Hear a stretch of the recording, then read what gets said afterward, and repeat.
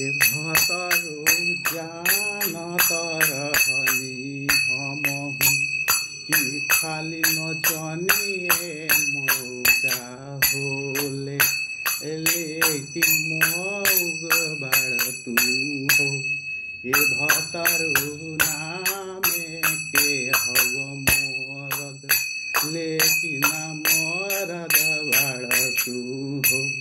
ए भतरु नामे के हव मरद तू ना मरद बाड़ हो।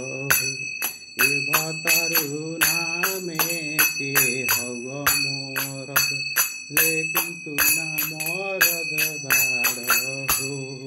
तोह से नीमन बान चनिया जवन साड़ी पहिरी सभावा में नाचेला हो।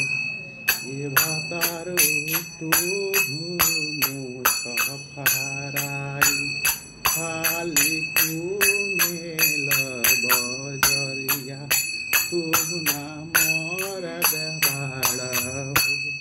ए भतरु आजुले ना हमके तू लैल जीस पैंटवा हम खाली साड़ी तू पेही हो।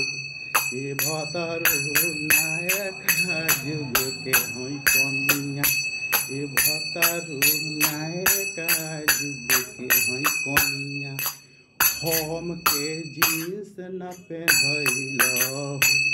ए भतरु कहे ना पाई होटलवा में तू गइल हमर के काले जइब तोहू बड़का सहरिया हो। ए भतरु बाजारिया में जाई पकौड़ी भूजा तू खाई बड़ी खुश बाड़ हो। ए भतरु आवे नाही तोहरा कौनो कमावा करे के लुआवा तू बेशरम बाड़ हो। ए भतरु आवे नाही कौनो कमावा के हो तोहरा कौनो लुआवा तू ना लायक बाड़ हो। खाली दाबहू के न आवे और काम तू कैसे करब बोल हम कैसे माई बनम सोची सोची रोतनी हो।